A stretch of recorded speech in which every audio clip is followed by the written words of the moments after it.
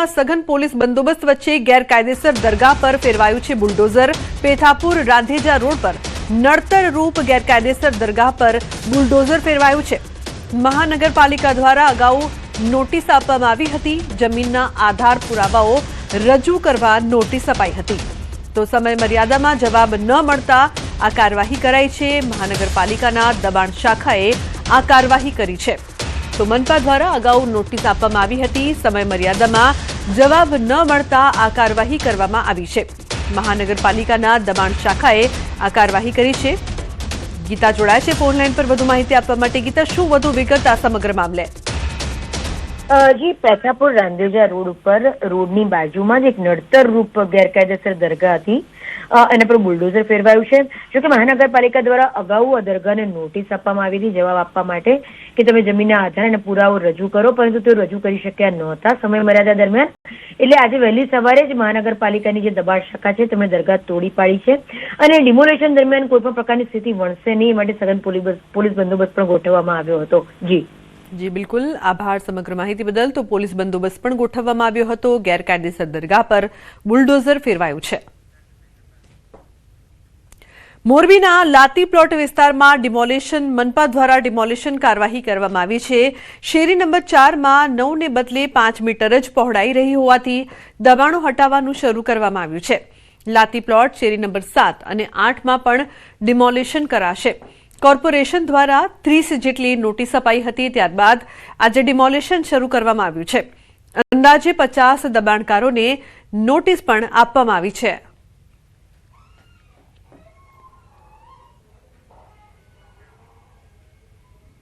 જેટલા મિલકત ધારકોએ 3 થી 4 મીટર જેટલું દબાણ કરેલું હતું। એને દૂર કરવા માટે કોર્પોરેશન દ્વારા 1 મહિના અગાઉ નોટિસ આપેલી હતી, પણ આ મિલકત ધારકો દ્વારા દબાણ દૂર કરેલ ન હોવાથી આજે કોર્પોરેશનની ટીમ દ્વારા પોલીસ બંદોબસ્ત સાથે દબાણ દૂર કરવાની કાર્યવાહી ચાલી રહી છે। અરવલ્લીની ભીલોડા ગ્રામ પંચાયત દ્વારા કાર્યવાહી કરવામાં આવી છે। મિલકત વેરો નહીં ભરનારા સામે લાલ આંખ વેરો ન ભરનારની દુકાનો સીલ કરાઈ છે। એક દુકાન માલિક દ્વારા સરકારી સીલ તોડ્યું નાખ્યું છે। સરકારી સીલ તોડનાર દુકાનદાર સામે ફરિયાદ કરવામાં આવી છે। લાખોનો વેરો બાકી રાખતા બિલ્ડરો અને વેપારીઓમાં ફફડાટ જોવા મળી રહ્યો છે।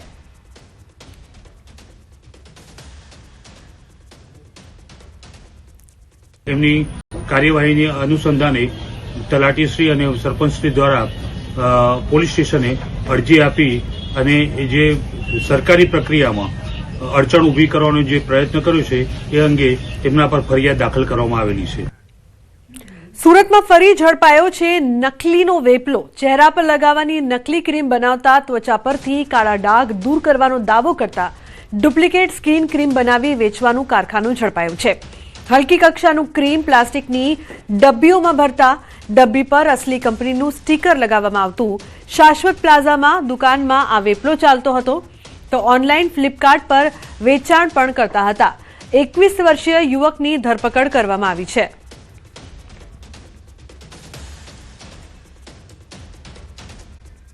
વિભાગની કાર્યવાહી। શિયાળુ વાનગીઓમાં ગુણવત્તાની કરાઈ ચકાસણી। ચીકીના વેચાણની દુકાનો પર આરોગ્ય વિભાગની તપાસ। શહેરના પારેવડી સહિતના વિસ્તારોમાં કરવામાં આવી તપાસ। અખાદ્ય ચીકી વેચનારાઓ સામે કાર્યવાહી કરવામાં આવશે। શિયાળામાં લોકો ચીકીની ખરીદી મોટા પ્રમાણમાં કરતા હોય છે, જેને લઈને તપાસ હાથ ધરાઈ।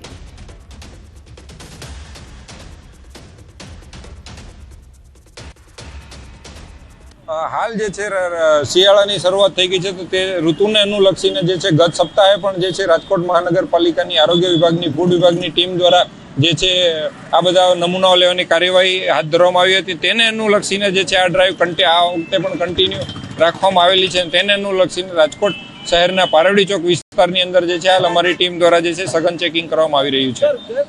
આમાં કાંઈ ભેળસેળ થાય નહીં, કારણ કે ગોળ નેચરલ આવે, બરોબર, અને દાણા છે, સિંગદાણા છે, તલ આવે, દાળિયાની દાળ આવે, આ બધું આવે। હા, એ કોઈ બહુ મોટું હોલસેલના કામ હાલતા હોય ત્યાં નબળા દાણા વાપરતા હોય તો એ બધે હોલસેલ બહારગામ માલ જતો હોય, એના માટે અમે જે દુકાન ઉપર વેચીને બધી નેચરલ વસ્તુ વેચી।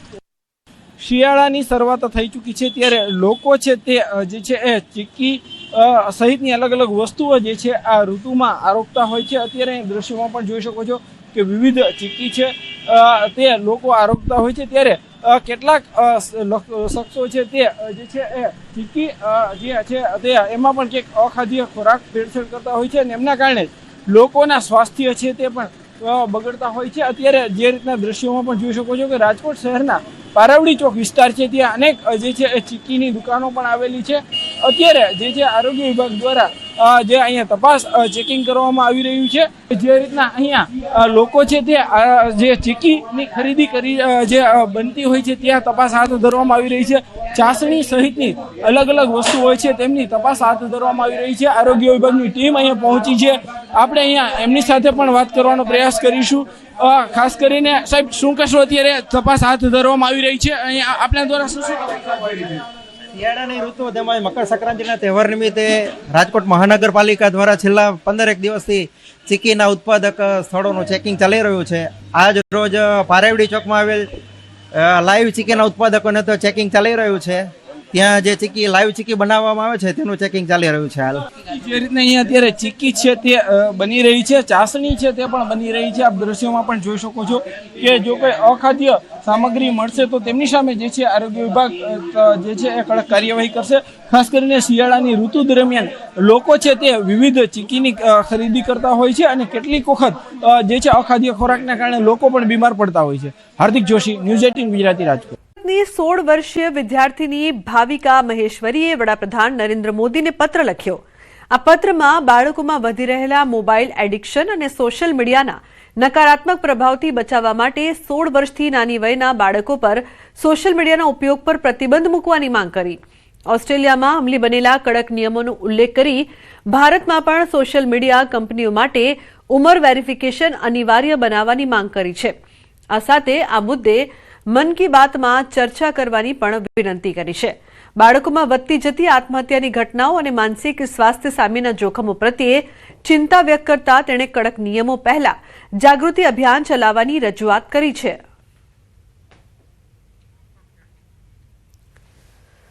बच्चे ऑलमोस्ट 9-10 घंटे मोबाइल फ़ोन को स्क्रॉल कर लेते हैं और उन्हें पता ही नहीं चलता है. दूसरी चीज़ ये कि कहीं ना कहीं हम इसको कम अवेयरनेस के द्वारा कर सकते हैं. जैसे बहुत सारी कैंपेन्स है, वो इतनी फेमस इसलिए होती है, बेटी बचाओ बेटी पढ़ाओ, स्वच्छ भारत अभियान, कि उनको है ना वोकलाइज करा, जितना हो सके उसको अवेयरनेस कराई.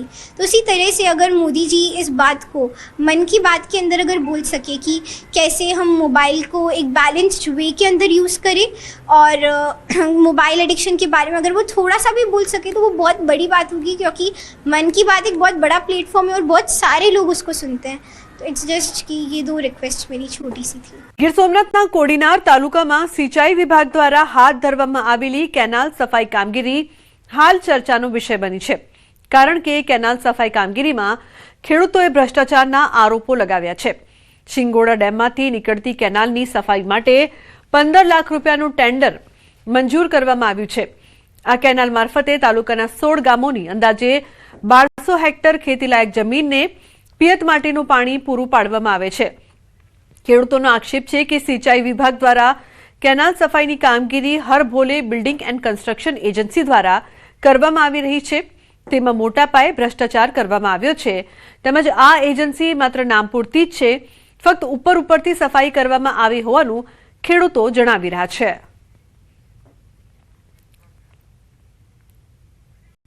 અમુક રાજકીય લોકોને સાંઠગાંઠને કારણે અમારે કેનાલોમાં જેમ દેખાવો કરી અને ફોટા પાડી અને એનું મતલબમાં એવું સાફ સફાઈ કરે છે. સફાઈ કરે પણ જેસીબી ફેરવી નાખ્યું આ વખતે, પણ જે રેગ્યુલર જે પદ્ધતિ વાઇઝ જે સાફ સફાઈ કરવાની આવે એવી સાફ સફાઈ થતી નથી.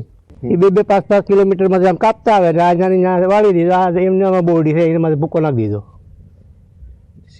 જેસીબીથી જ નાખ્યું. આ બધી 3 વર્ષથી જે પાણી આપવામાં આવે છે એને અગાઉ જે કેનાલ સાફ કરવાનો સરકાર દ્વારા કોન્ટ્રાક્ટ એજન્સીને આપવામાં આવે છે કે સાફ સફાઈ કરવા માટે સંપૂર્ણ રીતે સાફ થઈ તો ખેડૂતોને પાણી પૂરતું મળી રહે.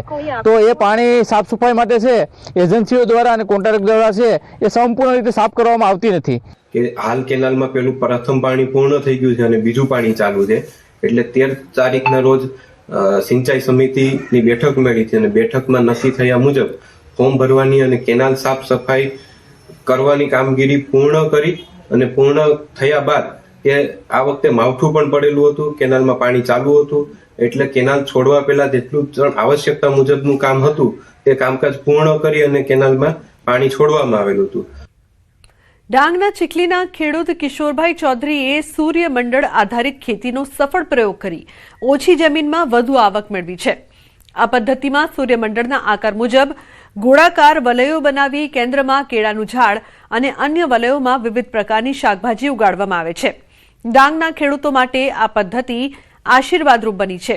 માત્ર 30 દિવસમાં માત્ર 2 વખત પાણી આપી ઓછી જમીન ધરાવતા ખેડૂતો પણ ખૂબ સારી ઉપજ મેળવી શકે છે.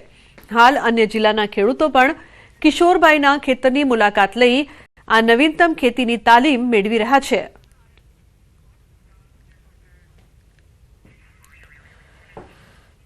જે સૂર્યમંડળ આધારિત જે પ્રાકૃતિક ખેતી છે એ મેં અહીંયા કરી રહ્યો છું. એની અંદર જે છે તે 3 ભાગ પાડવામાં આવેલા છે. એની અંદર કંદમૂળવાળા પાકો, લીલા પાંદડાવાળા જે શાકભાજી જે છે તે લઈ શકાય, એટલે કે જેને આપણે ભાજી કહીશું તે, અને એ ઉપરાંત જે બીજી જે 7-8 પ્રકારની આપણે શાકભાજીઓ રીંગણ, ટામેટા, મરચાં, બ્રોકલી વગેરે લઈ શકાય છે. અને વેલાવાળા જે પાકો છે એને ફરતેથી લઈ શકાય છે. સામે એક ખેતર છે, એમાં એમણે સુંદર સરસ મજાનું સૂર્યમંડળ મોડલ ફાર્મ તૈયાર કરેલું છે અને નવું જાણવા મળ્યું. અમે પણ આ મંડળ સૂર્યમંડળ અમારા ખેતરોમાં જઈને બહેનોને એક મોટું પ્રાકૃતિક કૃષિ મંડળ છે, એમાં બહેનોને જઈને અમે શીખવશું ને આ બનાવવા માટે બહેનોને પ્રેરિત કરીશું. એસટી બસમાં દારૂની હેરાફેરી. એસટી બસમાંથી બિનવારસી વિદેશી દારૂ મળ્યો છે. ભાવનગરથી વેરાવળ જતી એસટી બસમાં દારૂ મળી આવ્યો છે. તો પ્રભાસ પાટણ પોલીસ દ્વારા પેટ્રોલિંગ દરમિયાન એસટી બસમાંથી વિદેશી દારૂ મળી આવ્યો છે. ચેકિંગ દરમિયાન બિનવારસી બેગ મળી આવતા તપાસ કરતા વિદેશી દારૂ નીકળ્યો. આ સમગ્ર મામલે બસના ડ્રાઈવર દ્વારા પ્રભાસ પાટણ પોલીસમાં ફરિયાદ નોંધાવાઈ છે. અમદાવાદમાં સ્કૂલોમાં ધમકી ભર્યા ઈમેલનો મામલો. સાયબર ક્રાઇમે ફરિયાદ દાખલ કરીને તપાસ શરૂ કરી છે. 3 મેલ આવ્યા હતા, 2 હોટમેલ, 3 મેલ એક જ ગ્રુપ દ્વારા કરાયાની આશંકા. સ્કૂલોમાં તપાસ દરમિયાન કંઈ મળ્યું નથી.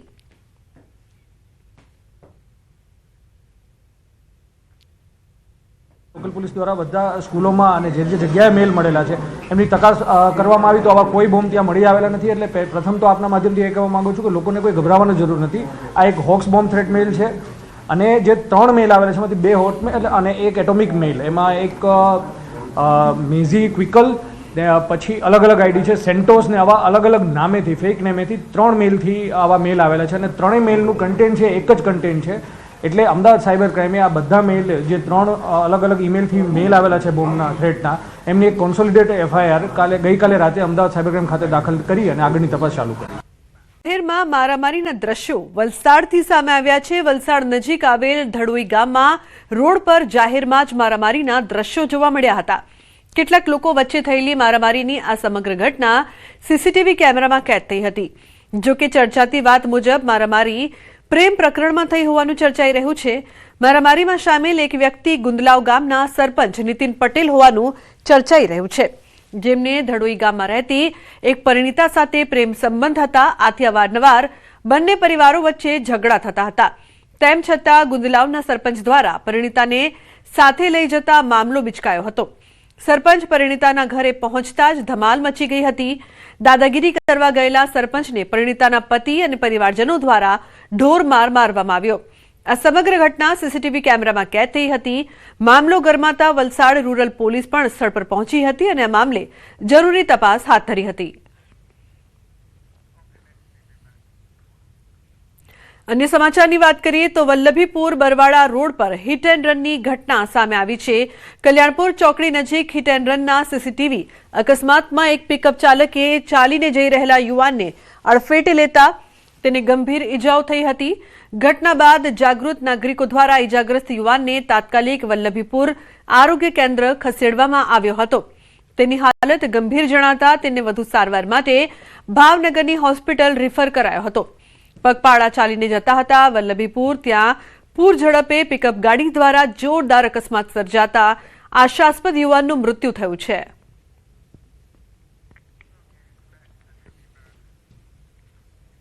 તો બીજી તરફ ભાવનગરમાં હિટ એન્ડ રનની ઘટના જેવી ઘટના સામે આવી છે.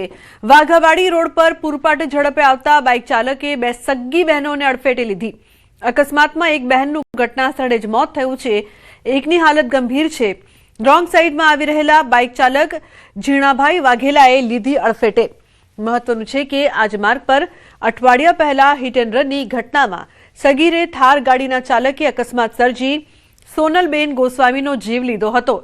સતત થતા અકસ્માતો સામે તંત્રની કામગીરી પર હાલ સવાલો ઉભા થયા છે.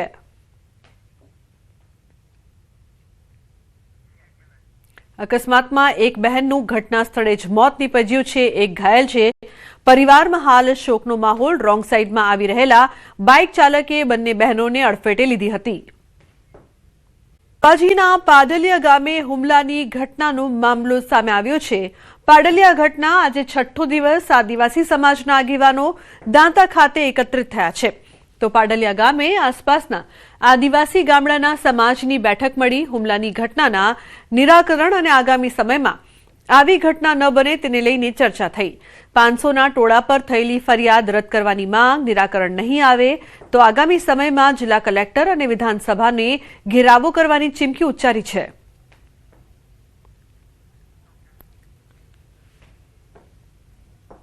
દાંતા તાલુકાના પાડલિયા ખાતે બનેલી ઘટનાનો લગભગ આજે છઠ્ઠો દિવસ છે. છઠ્ઠાને ભારેલા આર્થિક સામગ્રી જેવી પરિસ્થિતિ જોવા મળી રહી છે. ચોક્કસપણે બતાવવા માંગીશ કે આજે પણ જે છે અમીરગઢ છે, દાંતા છે, પુસીના છે અને હળાદ તાલુકાના જે આદિવાસી લોકો છે કે જે રીતે જોઈ રહ્યા છે તો મોટી સંખ્યામાં આદિવાસી જે દાંતા પ્રાંત કચેરી ખાતે ધરણા માટે પહોંચ્યા છે અને પ્રાંત કચેરીની સામે મોટી સંખ્યામાં જે આદિવાસી લોકો છે જે આપને જોવા મળી રહ્યા છે. અને કહી શકાય છે કે જે ઘટના બની છે સમગ્ર ઘટનાને ભારે નિંદાપૂર્વક બનાવી રહ્યા છે. ને ક્યાંક ને ક્યાંક આ જે આદિવાસી લોકો છે એ જે એફઆઈઆર દાખલ કરવામાં છે, રાયોટિંગનો ગુનો દાખલ કરવામાં આવ્યો છે, 27 લોકો સાથે નામજોગ ફરિયાદ દાખલ કરવામાં આવી છે, તેને લઈને ભારે આક્રોશ જોવા મળી રહ્યો છે. અને ખાસ કરીને આપણી સાથે પણ એક આદિવાસી અગ્રણી છે. આદિવાસી અગ્રણીને આપણે પૂછવા માંગશું કે આ જે ઘટના બની છે ઘટનાને લઈને આજે પ્રાંત કચેરીએ પહોંચ્યા છે, શું માંગણી રહી છે અને શા માટે આજે આ પ્રાંત કચેરી ધરણા માટે પહોંચ્યા છે? જે સક્રીબેન જે પાડલિયા ગામે 13 ડિસેમ્બરના રોજ જે ઘટના બની છે માનવ અધિકારોનું જે હનન થયું છે, જે સરકારના રૂએ જેને લઈને અમે આજે સક્રીબેનના જે કાર્યક્રમમાં અમે મોટા આદિવાસીઓ સૌ મળીને અમે આજ રોજ જે પ્રાંત અધિકારીને કચેરીએ વધારેલ છીએ. એમાં અમને અમારા અધિકાર મળે અને જે અમારા વિરુદ્ધ જે એફઆઈઆર દાખલ થઈ છે એ પાછી ખેંચવામાં આવે એ જ અમારી અપેક્ષા છે. જ્યાર સુધી અમારા આદિવાસી ઉપર એફઆઈઆર થયેલી છે જે 27 જણાના નામ દર્શાવે નથી એ લોકોની એફઆઈઆર સરકાર પાછી ના ખેંચે ત્યાર સુધીનું અમારું આંદોલન છે. આવેદન એ બધું બંધ. હવે અમે ધરણા કરવાના છીએ. જ્યાર સુધી અમારા લોકોને ન્યાય ના મળે ત્યાર સુધી અમે અહીંથી મામલતદાર કચેરીથી ઉભા થવાના નથી. ચોક્કસપણે જે રીતે આ આદિવાસી અગ્રણીઓ જણાવી રહ્યા છે કે જે 500 લોકો સામે ફરિયાદ કરવામાં આવી છે, 27 જણા સાથે નામજોગ ફરિયાદ કરવામાં આવી છે, એ જ્યાર સુધી ફરિયાદ પરત નહીં ખેંચવામાં આવે ત્યાં સુધી આ ધરણા છોડવાના નથી. અને સક્રીબેન જે છે કે જે ભોગ બન્યા છે તેમને પરત જે છે જે એમના ઘર મકાનો તોડ્યા છે, કુવા ધરવ્યા છે, એ પરત જે છે તે કરી આપવાની પણ માંગ કરાઈ રહી છે. મહેન્દ્ર અગ્રવાલ, ન્યૂઝ 18 ગુજરાતી, દાંતા.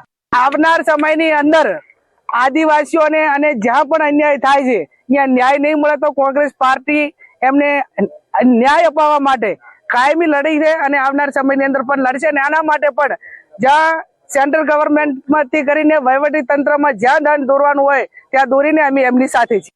અમારા જે આદિવાસીઓ પર જે એ લોકોએ 27 જણા ઉપર એફઆઈઆર કરી છે એ ખોટી એફઆઈઆર છે. એ એફઆઈઆર પાછી ખેંચે અને આદિવાસીઓને જે લાગ્યું છે એમને દવાખાને લઈ જાય ને એમની એફઆઈઆર દાખલ કરે એવી અપેક્ષા રાખીને એમની મોગણી છે. અમારી સૌની મોગણી એ જ મોગણી સાથે આગળ વધીએ છીએ ને ભવિષ્યમાં પણ આદિવાસીઓ સાથે આવું કદી અન્યાય ના કરે એના માટે આજે બેઠા છીએ.